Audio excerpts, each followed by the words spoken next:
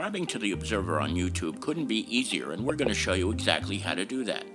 First, navigate to www.youtube.com/theobservernj. Once you get there, all you need to do is hit the subscribe button. Next to the subscribe button, click the down arrow and then all.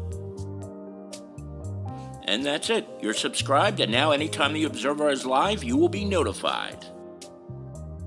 Hi again, everybody. It's Kevin Knessa coming to you live from the home studio today on this, the 24th day of June in the year 2025. It is effing hot today.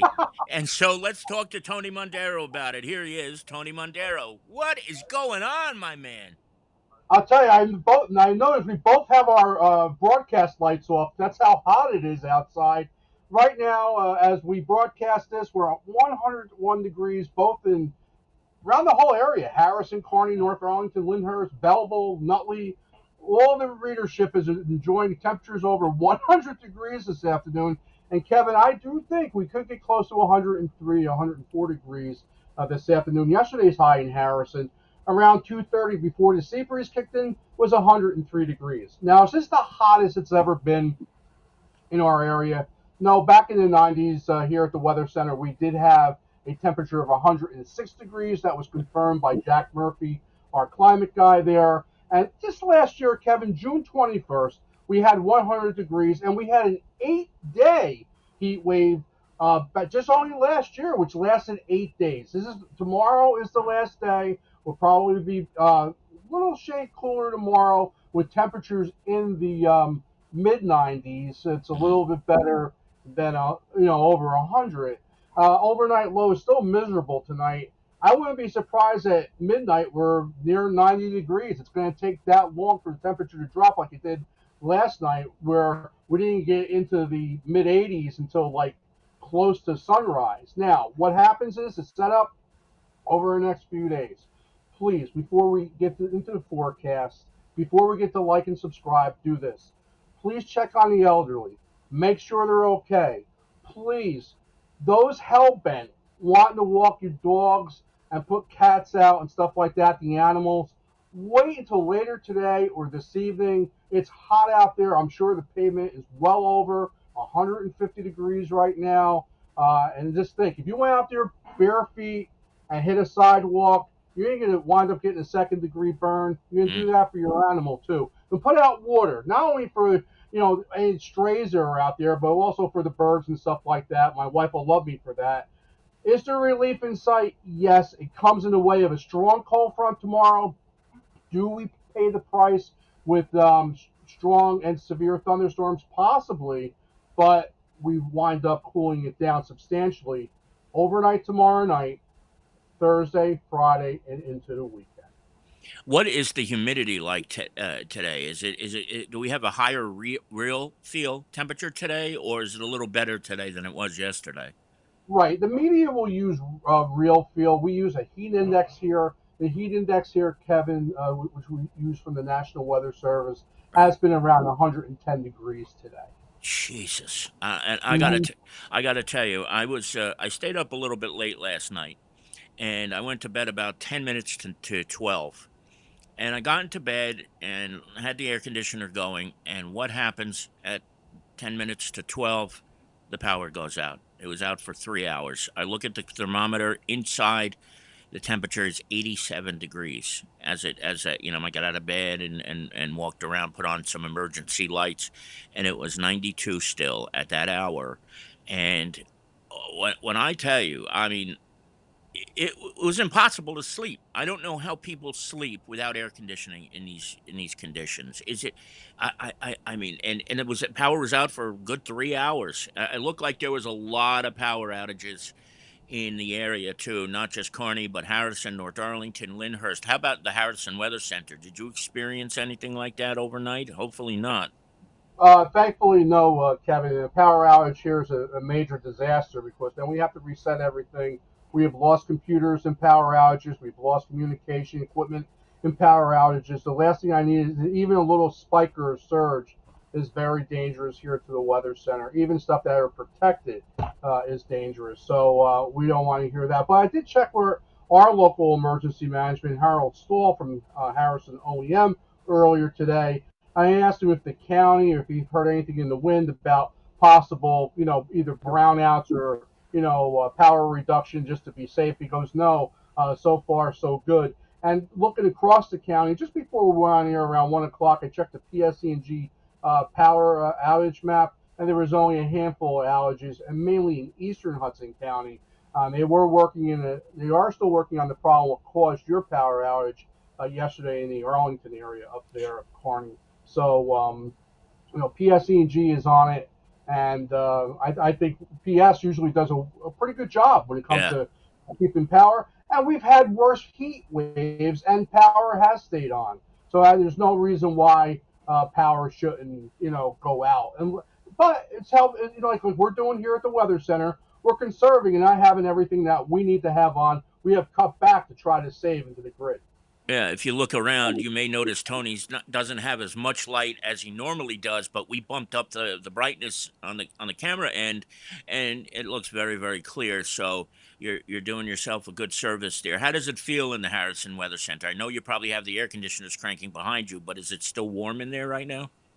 Yeah, we're at 70 degrees, and the inside temperature here is not bad. It's about 80 degrees, but it's not humid at all. And Good. it's been staying like that, so thankfully we're in pretty good shape. And we also have a smaller space. God forbid if we ever had failure here. And since we've now been on the air with the Observer, for the last couple of months, we actually have another smaller little, even like a smaller little studio built for a backup, just in case this main backup breaks up, to give everybody the proper weather information and communication on the Observer Live, which you should like and subscribe. No, I got to get over there too. I've never been in the Harrison Weather Center, even though I used to live 2.5 blocks from it, which is just unacceptable in my eyes.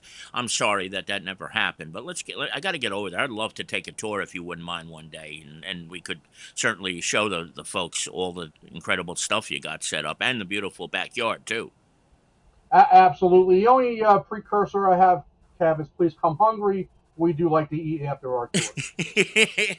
Don't. What else is going on? Everything else okay in your world? We won't mention the Mets. No, my God, the Mets a whole different story there. The bottom is definitely the wheels have come off the wagon. The bottom is about falling off. I just hope Mindy finds a way for them to get back on track. Yankees were going through it too as well. And if it's going to be the only swoon of the season, I'd rather it now than come September or October. So if we make the promised land, later on in the year, I'll take this losing streak.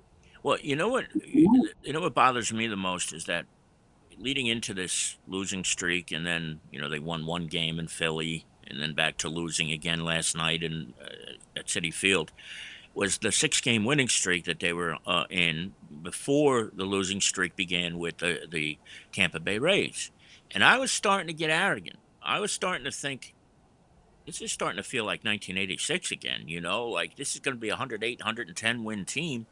It certainly doesn't feel that way now. I'll tell you what. But let's see what happens in the next couple of weeks. If they can pull it together, I feel a lot better. But I'm not so sure. I don't know what to think. So many people are on the entire pitching staff. Well, the original starting pitching staff seems to be hurt right now. So God knows what's next, right?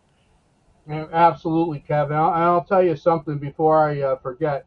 Congratulations to the class of 2025 and all the area, our municipalities around here. I know I was heavily involved with my job over at Washington Middle School. What a nice year I had over there. I do some security work for them part time in my retirement. And a big shout out to to the staff over there, the teachers and students, and my, comrades at the security department really made me feel at home. I could almost tear up over it. That's how happy I am. And it did pick me, Kevin. I have to be honest with you. I've done 2 programs over there for WMS News. They got me to be their little school weather guy now. I love it. I love it. It's a well-deserved thing. You know what? It really is perfect that they have you right there, and they could do this on a regular basis. And tell us this: there was some thought that maybe they wouldn't be able to graduate outside. Were they able to do everything outside over last week?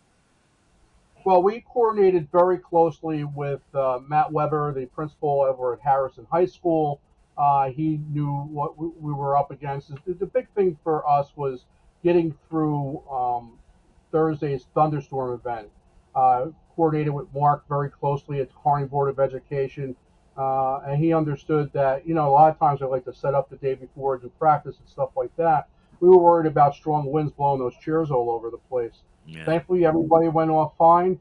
We actually had a graduation just outside of our area in Rutherford yesterday, another place that we oversee for weather advising, and they went off without a hitch yesterday too by having it later in the day. that's great. That is great to hear. What else is going on? Anything before we sign off for the day? Everything else good, I hope? No, we're doing good, and Kevin, have a great program. And just to wrap it up here, National Weather Service excessive heat warning expires at 8 o'clock tonight. We do get a little bit of relief overnight, real relief tomorrow night, but we may have to pay the price with strong to severe thunderstorms. If you're out and about tomorrow, be watchful for that. And then a cooling trend with a chance of showers. Cooling trend meaning highs in the 70s and lows in the 60s for Thursday, right into next Sunday with overnight low temperatures in the 60s. So there is light at the end of the heat wave tunnel. Thankfully, we don't have to go through 8 days of this. And before I leave you, I'll give you a temperature check. It is now up to 102 degrees here in the beautiful downtown Harrison, New Jersey. 102 degrees. My goodness. Stay cool, my friend. And next week, are we a Tuesday or are we Friday? We are Friday of next week. We'll be starting our Fridays. Okay, we will see you next Friday. And of course, if anything else happens in between, we will see you then. Enjoy the rest of the day, my brother. Thank you as always. Very good. Thanks, Kevin. Remember, everybody, next Friday we start our beach forecast for down the shore. Beautiful. There he is, the one and only Tony Mondero. He, of course, of the Harrison Weather Center. He joins us on Tuesdays, and in the summer, he will be doing that sometimes on Fridays, including 1 week from today. Now, let's take a look at this. This is something that has happened in the last couple of days, and I'm going to give you a little bit of a insight as to what the situation is over at Queen of Peace. Now, first things first, I was given word that the pastor of Queen of Peace, Father Anthony DeStefano, was going to be reading a letter on Saturday and Sunday at all of the masses, indicating that the North Arlington Board of Education is considering using eminent domain to take away the property at LaSalle Center, which you see here on the screen. This building used to be I guess the word is rectory for the Christian brothers, the De La Salle Christian brothers. Then the brothers left the Queen of Peace area in the early 2000s, and the parish converted it into LaSalle Center, and they have been using it lately for the Latino apostolate in the parish. There is a growing Latino population in North Arlington, and the parish found a need for that. So, what my understanding is, and this again is very much in the developing stages. I also received a statement from Stephen Yurchak, the superintendent of schools in North Arlington. My understanding is that the North Arlington Board of Education is starting this new pre-K program, and in their discussions and meetings and thinking about places where they would be able to house classrooms for this pre-K program, they determined that the only place where they could place these classrooms is at the LaSalle Center. Now, whether or not that's a valid point, I don't know, because I'm not a property expert. I don't know if there's really any other pieces of property in North Arlington that would be suitable for this. So I can't say with 100% certainty that what the North Arlington Board of Education is saying is correct, but what I'm hearing from the Archdiocese and Father Anthony DeStefano, the pastor, is that they don't believe in any world where the LaSalle Center is the only suitable property that the North Arlington Board of Education could use for these classrooms. So on one side, you've got the board saying this is the only place we can do this. You've got the archdiocese on the other side saying we think that's hogwash. There's got to be somewhere else where they could put these classrooms. And then when you think about this too, I think the bigger issue here is that you've got a government entity coming in considering eminent domain of a private religious institution. No matter how necessary classroom spaces are, and we know they are necessary because a lot of districts are putting pre-K programs into their schools. I don't know about using a piece of property that's owned by the church. And what the church has said, rightfully, I think, is if they could do this to us, a Catholic church, could this happen? And not saying necessarily in North Arlington, but in the future at a Protestant church, at a synagogue, at a mosque, anywhere, at a home. You know, you see a home, it's got a lot of rooms that you could easily translate into a classroom. It becomes worrisome.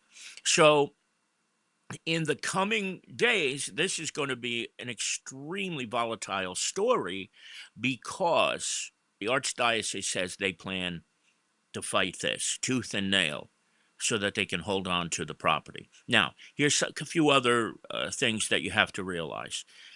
They have been in negotiations recently, have the Archdiocese, Queen of Peace Parish, and the North Arlington Board of Education. And Father Anthony DeStefano, again, the pastor, said that the parish and the Archdiocese would be willing to lease the building to the Board of Education, even long term. However, the board now says that they don't want to get into a lease because if they do lease the building, they're still going to have to put a lot of money into renovating the LaSalle Center, which is a legitimate concern because the way it is set up right now, it wouldn't be good enough for the school kids. And if they're going to invest, let's just throw out a roundabout number, $2 million in renovating the LaSalle Center, and it's owned by another entity, it wouldn't be a financially prudent decision to lease as opposed to buy. So they really want to buy the property, and the Archdiocese really doesn't want to sell the property. They would lease it, but they do not want to sell it. But the concern then comes up by the Board of Education that if you're going to put this kind of money into it, what if the Archdiocese at some point says, we can't do this anymore. We're going to either pull the lease or we're not going to do this beyond the first 50 years. So there's all that. What I have also been told by the Archdiocese of Newark from Maria Margiata, the spokeswoman of the Archdiocese of Newark, is that in middle of May, she received a letter from the business administrator of the North Arlington Board of Education, and I'm going to summarize this in other words. And it was basically that this is now not a matter of whether we will use eminent domain for the building. It is now a matter of how much the board will pay the Archdiocese to take the building. And what concerns me about that is that both Steve Yurchak, the superintendent of schools, and the Archdiocese have both said that they entered into good faith negotiations. But if one side is saying that this is no longer up for debate, it's only a matter of how much we're going to pay you for the building, not if we're going to pay you. I don't know if that's necessarily good faith negotiations. That sounds a little bit more strong arming in my mind. So this is all very new. My understanding is that the parishioners are not happy about it. There was a lot of blowback at masses over the weekend. And there, remember, are two very distinct sides to this. And there's going to be a lot of accusations floating around in the coming weeks. We will keep a very, very close eye on this. I am afraid in my own way that this is going to become sort of like the Keegan landfill did back in 2019, when you have a real hotbed issue here, and people saying, no, we don't want this, and the other side saying, yeah, we do, and we're going to do it whether you like it or not. And so we're going to have to keep our eyes on this very thoroughly in the coming weeks, and of course the coming months as well, because it's gonna. I just think I can't see that this is going to be something that turns out to be an easy solution, no matter what. So my request to our viewers and our readers is to keep your eye out, because as things develop and as things break in the next few weeks, when that happens, we're going to bring it to you as quickly as we can. We're not going to wait for the newspaper to get circulated on Tuesday or Wednesday. We're going to bring it to you right away, whether it's a live video or through a story on our website. And, I'm sure there's plenty that I'm forgetting about today, but read the story. It starts on page number 1, and we will continue to update it as much as we can over the coming days and weeks, because there's going to be, I think, plenty to update on. What's your thoughts? In the comment section, whether you're on YouTube or Facebook, Twitter, wherever you are, please make comments about what you think about what's happening right now. Who's in the right? Who's in the wrong? Should the North Arlington Board of Education be able to usurp this property from the Archdiocese of Newark?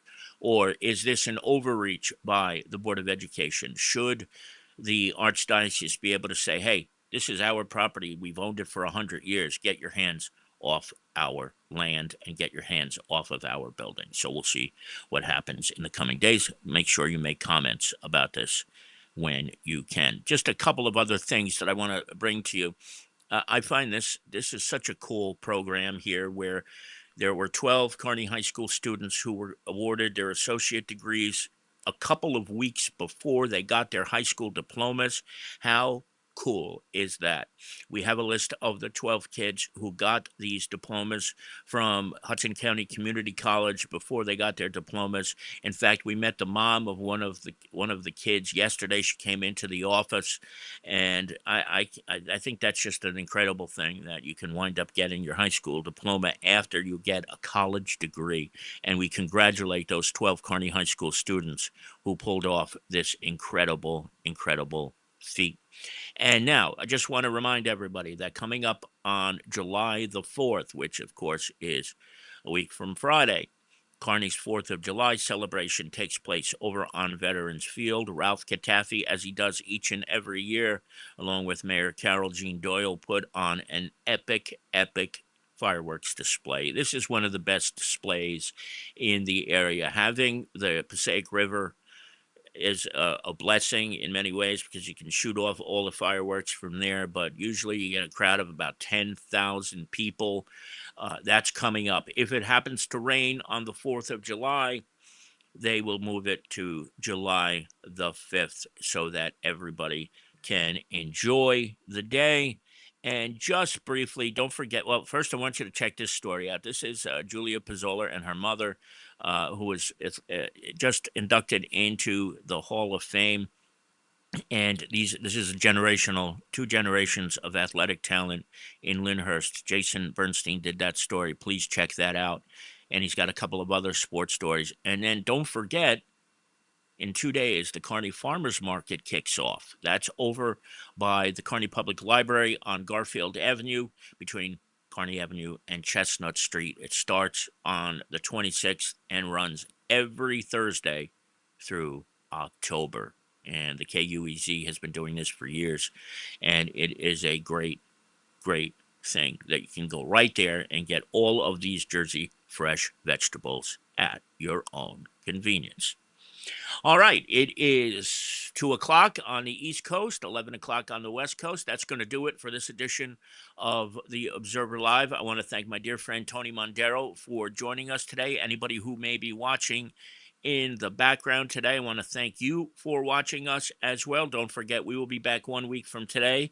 But if anything develops in this story with Queen of Peace and the borough of North Arlington, we will certainly bring it to you as soon as we are able to get that information to us. So please do look out from that.